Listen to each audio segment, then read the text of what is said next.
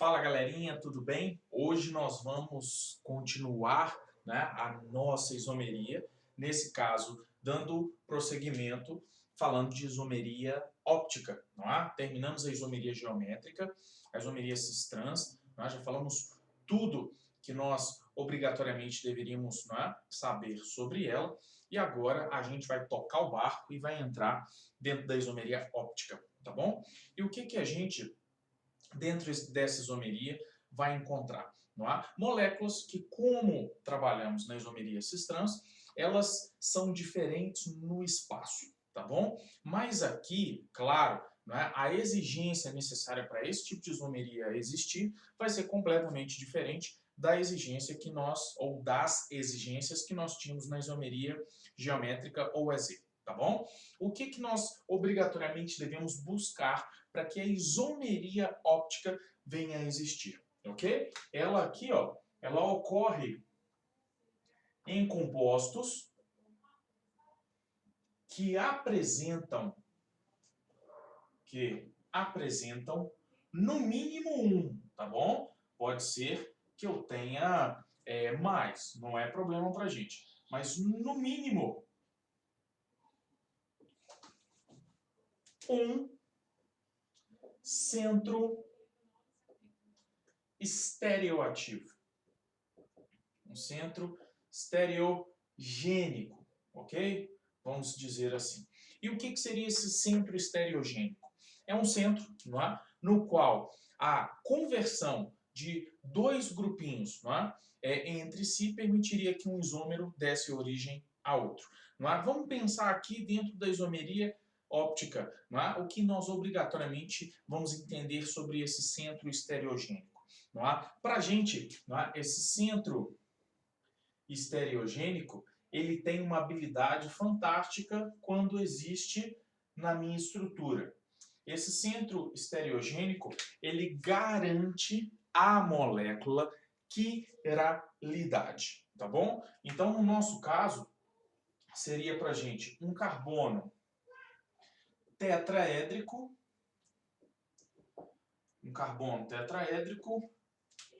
que possui todos os ligantes, portanto 4, né, distintos entre si, tá bom? E o fato desse centro estereogênico ser assim denominado, não é? Devido à possibilidade de converter um isômero no outro, simplesmente mudando dois grupos, não é, de conexão, isso nós faremos ao trabalharmos os exemplos mais à frente, tá bom? Então, para a gente, esse centro estereogênico é um carbono tetraédrico, isso quer dizer que ele só faz ligação simples, tá bom? E ele vai possuir todos os grupos ligantes diferentes entre si. Então, seria um carbono como esse aqui, ó, que faz 4 ligações simples. Aqui eu vou representá-lo no plano, tá bom? E ele possui os 4 grupinhos A, B, X e Y, diferentes entre si. Então, aqui, o A tem que ser diferente do B, que tem que ser diferente do X, que tem que ser diferente do Y. Para a gente, dentro da isomeria óptica, né, esse centro estereogênico, ele é chamado de carbono quiral, né, ou carbono assimétrico, tá bom?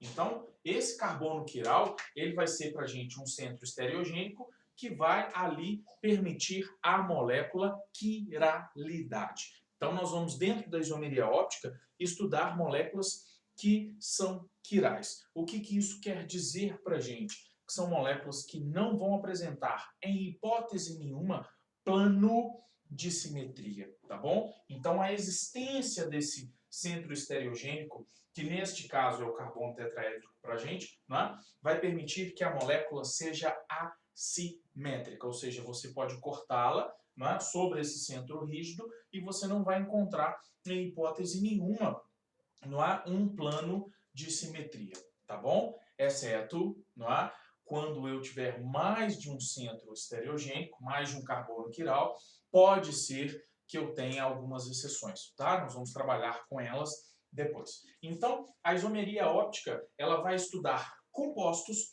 que são diferentes entre si, não é? No espaço, pois a presença desse centro estereogênico permite que o arranjo espacial desses grupos em torno desse centro possa ser diferente, tá bom? E caso eu tenha que identificar, assinalar o carbono assimétrico numa questãozinha, não é? Nós aqui utilizamos sobre ele um asterisco. Então, um asterisco sobre o carbono indica que esse carbono para a gente, ele é um carbono assimétrico, tá bom? Então, um centro estereogênico, ele tem exatamente essa habilidade, a habilidade de permitir que duas moléculas diferentes no espaço existam, né, devido ao arranjo desses grupos que a ele se conectam, tá bom? Então, aqui, claro, precisamos identificar esse centro rígido, esse centro, né, estereogênico, para que a gente possa desembolar um pouquinho mais a isomeria,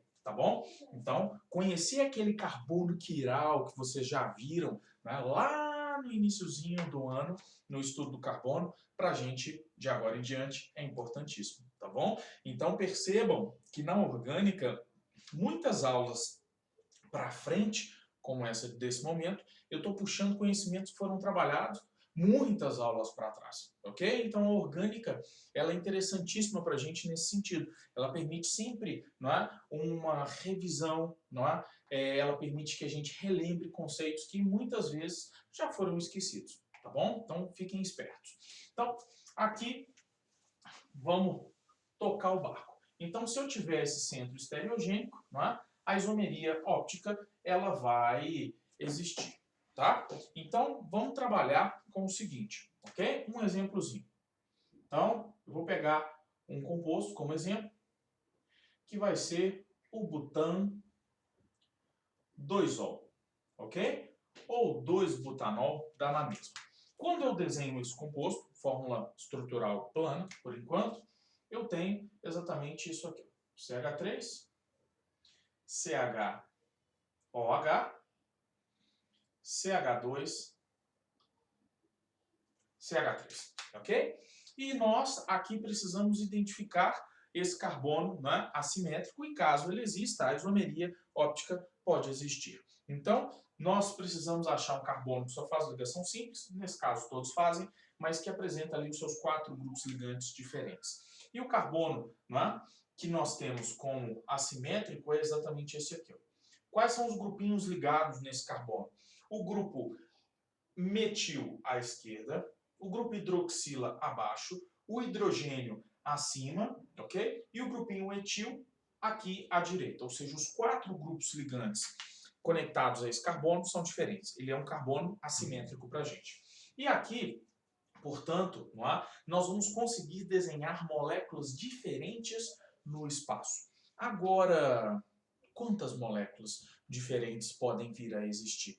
Então, para não é, calcularmos o número de isômeros, eu preciso conhecer uma formulazinha. Para calcularmos o número de isômeros, né, nesse caso, ópticos, tá? Que são isômeros espaciais. Número, né, de isômeros ópticos possíveis, a gente vai usar aqui uma relaçãozinha bem simples, né? Usamos a seguinte relação. A seguinte relaçãozinha. Essa relação é uma relação matematicamente muito bobinha. Não é? Nós vamos usar aqui, ó, 2 elevado a n. Simplesmente isso, ok? Sendo n o número de carbonos quirais. Então, basta, não é, que usemos essa relaçãozinha. Então, 2 elevado a n. Sendo claro, gente, esse n um número inteiro, que é uma quantidade de carbonos, e esse n não pode ser igual a 0, concordemos. Por quê? Porque se eu preciso desse carbono lá dentro, no mínimo 1 vai existir, não é verdade? Foi a primeira teoria que nós vimos, o primeiro conceitozinho que eu dei para vocês. No mínimo 1 centro estereogênico vai ser caracterizado pelo carbono quiral, tá? Então, 2 elevado a n. Ou seja, não é? Se eu tenho um único carbono ali, ó, 2 elevado a 1, eu tenho 2 isômeros possíveis, tá? Ou seja, eu tenho 2 moléculas que espacialmente são diferentes entre si, tá bom? Ou seja, eu tenho um par de compostos a serem representados, tá? Então, a cada par possível, ok? Encontramos um par de, cuidado com esse conceito, um parzinho de enantiômeros. Enantiômeros, ok? E o que seriam esses enantiômeros? Não é? Ou seja, compostos que são imagens especulares, não superponíveis. O que é isso, Cris? Não é? O que seriam imagens não superponíveis? Quando, não é, a gente usa a relação 2 elevado a n e acha, não é, os isômeros que podem ali existir, eu vou a cada parzinho de compostos, não é, 2 elevado a 1, 2, 2 elevado a 2, 4 e por aí vai. Eu sempre vou, para cada par, não é, achar ali dentro um par de enantiômeros. O que seriam isso? São moléculas que se espelham, ou seja, eu espelho outra molécula e vice-versa. Nós formamos um par de enantiômeros, mas nós não podemos nos encaixar uma na outra perfeitamente, tá bom? Então, sempre que você estiver trabalhando com a isomeria óptica, o fato do carbono quiral existir vai fazer com que existam ali enantiômeros possíveis, que são moléculas diferentes no espaço, que se espelham, mas que não se sobrepõem, tá? E a gente, claro, precisa saber desenhar essas moléculas no papel, ok? Para que a gente depois consiga também estudar suas propriedades, suas características, tá? Então nós temos aqui o butano-2-ol e a gente vai falar um pouquinho das técnicas para que a gente possa representar essas estruturas. Então o que eu tenho que buscar dentro dos compostos para que a isomeria óptica seja observada é a presença do carbono quiral. Se ele ali estiver, em 99,9% dos casos, a isomeria óptica vai existir, tá bom? Claro, existe uma única exceçãozinha e a gente vai falar dela depois, que é o mesômero, mas não é para um carbono quiral, é para mais, tá? Então, essencialmente é isso. E aí vamos trabalhar um pouquinho com esse butano-2-ol. Já vimos que 2 isômeros para ele são possíveis e a gente vai representá-los, tá? Formariam ali um par de enantiômeros, tá? Quando a gente trabalha com isomeria óptica, a enantiomeria, ou enanciomeria, ela aparece. Quando a gente trabalha com a isomeria geométrica, tendo ali os isômeros cis, isômero trans, ou isômero E e Z, tanto faz, quando a gente trabalha com esses isômeros, ao colocarmos esses isômeros um de frente ao outro, nós notamos que eles não são imagens em hipótese nenhuma. O isômero cis ele tem esse arranjo quando a gente trabalha os grupos maiores, mais volumosos, e o isômero trans tem esse arranjo. Então, essa estrutura jamais espelhará essa e vice-versa. Ou seja, esses 2 isômeros espaciais que não se espelham, eles são denominados diastereoisômeros, tá? Agora, 2 isômeros espaciais que se espelham, eles são classificados como enantiômeros, tá bom? Então, aqui a presença desse centro estereogênico tetraédrico vai permitir que a enantiomeria apareça pra gente, ok? Então, vamos desenhar essas estruturinhas, tá? Porque isso é importante pra gente a partir de agora. Então, vamos lá. Eu preciso do carbono assimétrico, que é o centro estereogênico. Já vi, não é? Pela relaçãozinha que 2 elevado a 1 dá 2. Agora, vamos desenhar essas estruturas, tá? Então, técnicas para que a gente possa representá-las, ok? Então, primeiro passo aqui, ó. Primeiro passo, nós vamos, ok? Representar o carbono assimétrico. Representar o carbono assimétrico. Carbono assimétrico. E nós, né, aqui precisamos entender que esse carbono assimétrico, por ser um carbono que só faz ligação simples, ele é um carbono tetraédrico, não é verdade? Então, quando eu enxergo um carbono tetraédrico qualquer,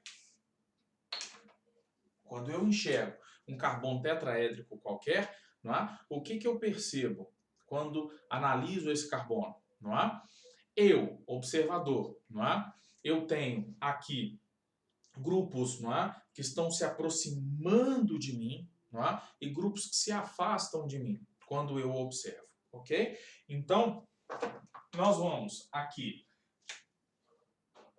representar esse centro estereogênico de tal forma que na representação, não é, os grupos aqui, ó, são carbono que só faz ligação simples, certo? Os grupos que estão na lateral, tanto à minha esquerda quanto à minha direita, são grupos que estão, ó, se aproximando, aqui, ó, os grupinhos, ó, eles estão se aproximando de quem observa, tá bom? Então, esses grupinhos laterais, eles são representados aqui, ó, em cunha, ok? Então, aqui eu tenho, não é, exatamente as ligações em cunha, tá bom? E aqui, não é, os dois grupinhos que estão na vertical, não é, eles estão, percebam, ó, se afastando de você que enxerga a figura. Então, esses dois grupinhos na vertical aqui, ó, eles estão para trás, ok? Então, nós, para representarmos, não é, o isômero óptico ou o isômero espacial, né, dentro desse caso, nós vamos ter exatamente essa ciência. Tá? Então, vamos colocar aqui a estrutura de tal forma que a cadeia principal, que é a cadeia mais extensa, ela fique na vertical, a fim de facilitar nossa representação, tá bom? Então, representar o carbono assimétrico. E aí, no segundo caso aqui, ó, nós vamos encaixar os ligantes a fim de deixar a cadeia principal,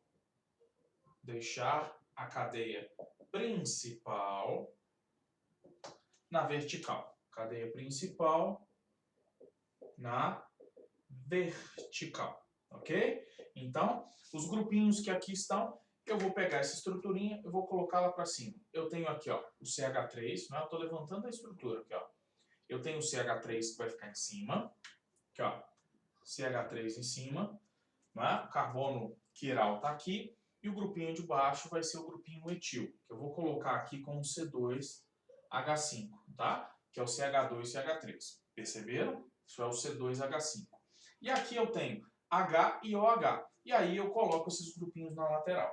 Tá? Aonde? Onde eu quiser. Vai dar na mesma, tá bom? Igual eu falei. Se eu trocar dois grupinhos, eu converto um isômero no outro. Então, onde eu os colocar, vai dar na mesma, porque eu estarei começando por um ou por outro composto. Então, nós vamos aqui representar OH e o Hzinho. Então, quando eu já fizer tudo isso, eu acabei aqui de desenhar o meu primeiro isômero. Né? Vocês estão percebendo que eu estou fazendo a representação tridimensional, tá ok? Pode ser que eu tenha só os tracinhos aqui representados, como, né, já conhecemos, assim, ó.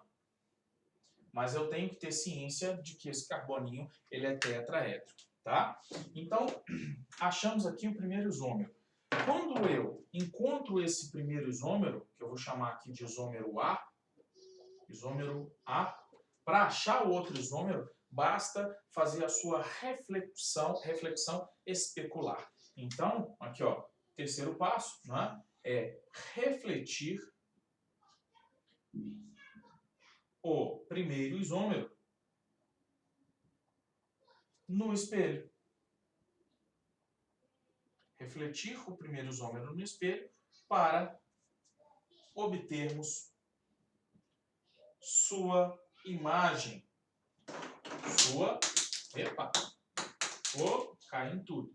Sua imagem, ok? Então, nós vamos vir aqui, vamos colocar um espelhozinho imaginário, não é, gente? Porque ninguém pega uma molécula e coloca na frente do espelho, isso é impossível, né? Isso aqui é uma técnica para que a gente possa desenhar esses compostos. Então, eu tenho o isômero A, para eu desenhar aqui o nosso isômero B, basta simplesmente que façamos isso. Reflita um no outro, tá? Então, aqui, ó, só fazer a reflexão. E aí, vou desenhar a cunha. Aqui eu vou ter esse trabalho de desenhar as ligações, só para que vocês, né, compreendam tudo isso, tá? Em outros casos, eu vou desenhar de forma mais simples.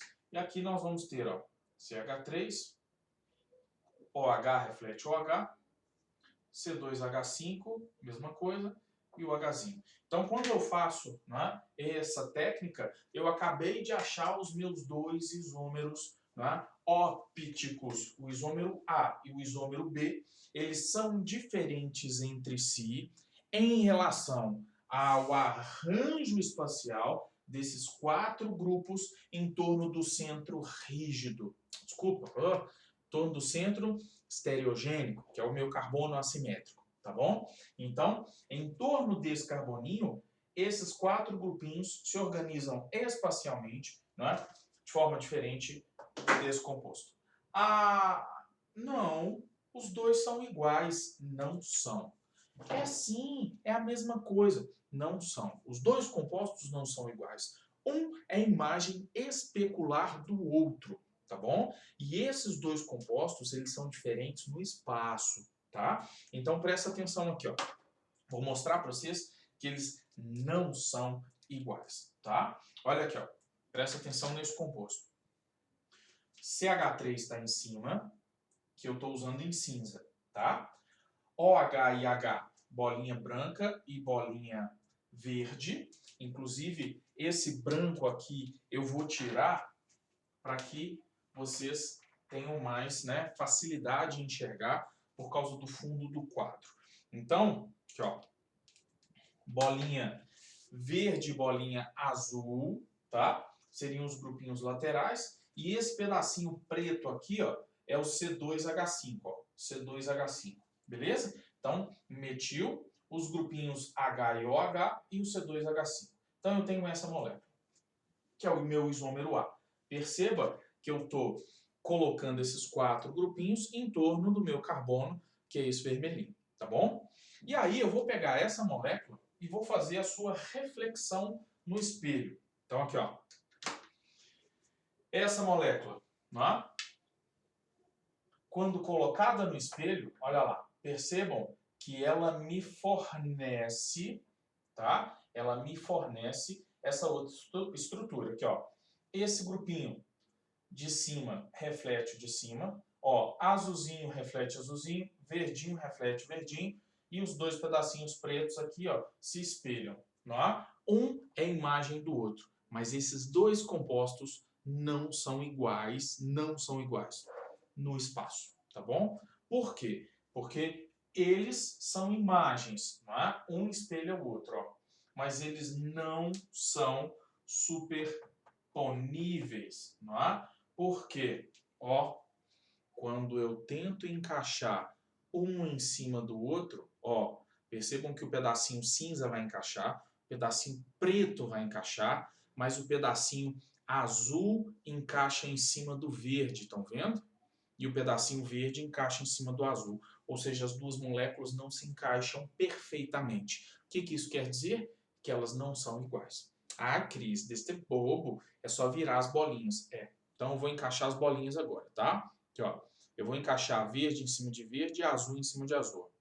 Mas quando eu faço isso, vocês estão percebendo que o pedaço preto está encaixando em cima do pedaço cinza, ou seja, espacialmente, essa molécula A é diferente dessa molécula B, tá bom? Ou seja, elas formam um par de isômeros ópticos, ok? Por quê? Porque são moléculas diferentes devido ao arranjo desses grupos em torno de um carbono assimétrico, tá bom? E aí, claro, a gente tem muito mais coisa a ser dita dentro dessa isomeria. Em breve, na próxima aula. Valeu, galera. Até mais.